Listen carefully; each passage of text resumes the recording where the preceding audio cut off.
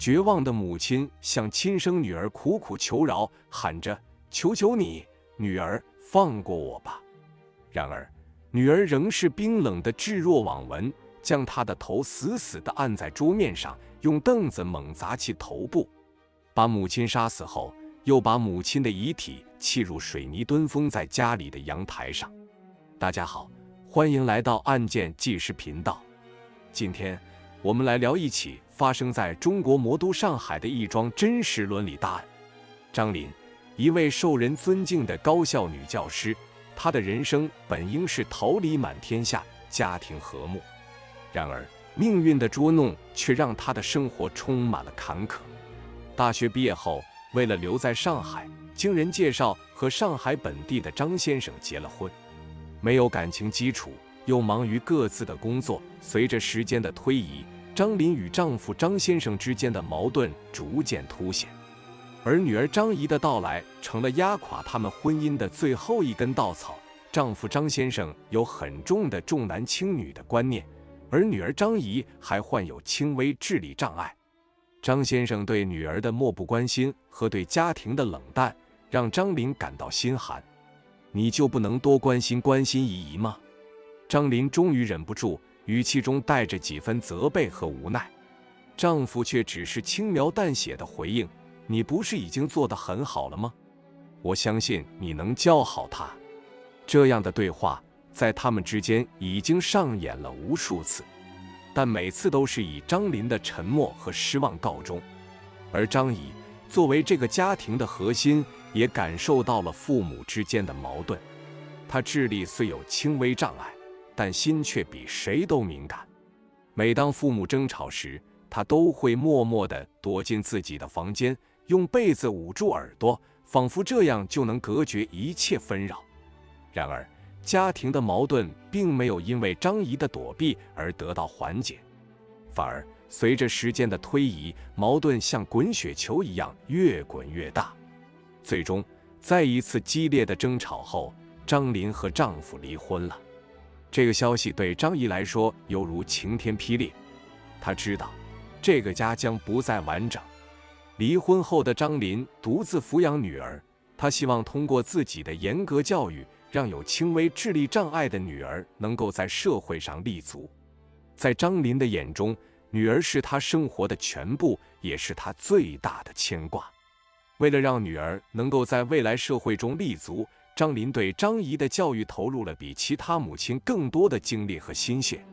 然而管得越严，张怡反抗的也越激烈。张琳万万没想到，当反抗某天以某种方式发生时，最终会换来一场无法挽回的悲剧。就在母亲的严管和女儿的反抗激烈对峙的时候，另一个角色悄然进入了他们的生活。杨军，张怡的初中、高中同学，一个在学校里以老大自居的假小子，却对张怡展现出了不同寻常的关心。他像是一股清新的风，吹散了张怡心头的阴霾。他时常带着张怡逃课，去游戏厅、逛大街，甚至还教她如何反抗母亲的严格教育。随着时间的推移，张怡开始变得更加叛逆，对母亲的话置若罔闻，甚至开始与母亲顶嘴。而杨军则像是一个幕后的黑手，不断地在张怡耳边灌输着反抗的思想。杨军的出现也让张琳感到了一种前所未有的危机感。她发现女儿开始变得叛逆，难以管教。而更让她痛心的是，女儿竟然开始学会了撒谎和欺骗。怡怡，你最近和杨军在一起做些什么？张琳试图与女儿沟通。没什么，只是在一起玩而已。张怡回避了母亲的目光，语气中带着些许不耐烦。张琳的心沉了下来，她明白，女儿已经不再是那个对她言听计从的小女孩了。她开始有了自己的想法和选择。终于有一天，矛盾达到了顶点。在杨军的怂恿下，张怡决定给母亲一个教训。这一天就是2000年8月23日晚上，张琳像往常一样下班回家，却不知道等待她的将是一场无法预料的劫难。而这场劫难也将彻底改变他和女儿的命运。那天，女儿张姨显得特别的乖巧和听话，晚饭后还主动泡了一杯咖啡递给母亲，这让一段时间以来因母女关系紧张而伤透脑筋的张琳大感欣慰，高兴地接过咖啡喝起来。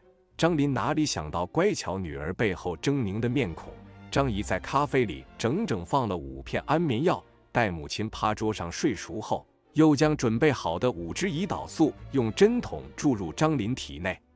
做完这一切后，张姨自顾自地回房间睡觉了。次日，张姨见张琳仍有呼吸，张姨就打电话叫来杨军帮忙。最终，两人分工合作，张姨将母亲的头死死地按在桌面上，而杨军用木凳猛砸张琳头部。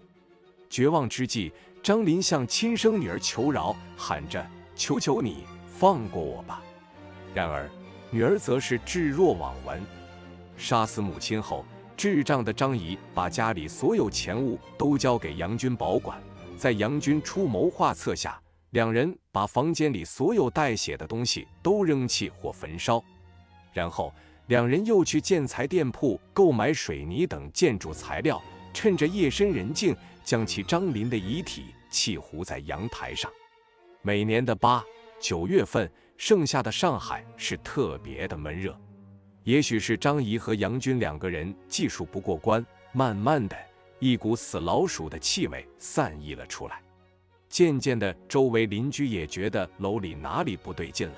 而张琳工作的学校因为几天不见张琳，电话也不上，所以学校领导也赶到张琳家了解情况，敲了半天门，门才缓缓打开了一道门缝，门内传来了张姨的声音：“妈妈出门了。”顿时，一股更加浓烈的死老鼠的气味冲了出来。敲门声也惊动了隔壁邻居王大妈。不知道大家有没有听说过，上海大妈的警惕性是全国最高的。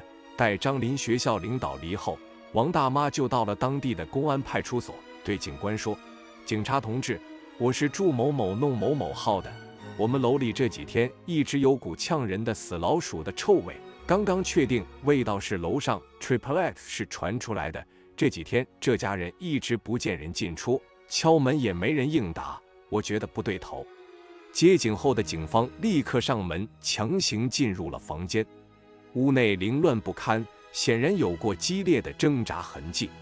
地面上全是水泥残渣灰，墙面上、桌面上及阳台门的四周全是点状血迹。阳台西侧有个如坟堆般的水泥块，一阵阵死老鼠的气味正从中溢散发出来的。民警意识到张琳可能遇害了，法医将封于水泥块中的遗体取出，经辨认确系张琳。经过现场一系列的调查和取证，警方立刻逮捕了张姨和杨军。面对警方的审讯，张姨崩溃大哭，承认了罪行：“是我做的，我不想再受妈妈的控制了。”张姨哭喊道。而杨军则显得相对冷静，他试图把责任都推到张姨身上，但在确凿的证据面前是徒劳的。案件很快进入了审判阶段。法庭上，张姨和杨军被控以故意杀人罪。最终，法院作出了公正的判决，张姨和杨军因故意杀人罪被判处无期徒刑。补充一点，为什么判处无期徒刑呢？因为张姨智力有缺陷，而杨军当时正有身孕。唉，造孽啊！旁听席上，小区邻居们都感叹道。这场审判给所有人都敲响了警钟，家庭教育的重要性不言而喻，但外界的影响同样不容忽视。我们应该时刻关注身边的人和事，珍惜生命，尊重法律，才能走向正确的人生道路。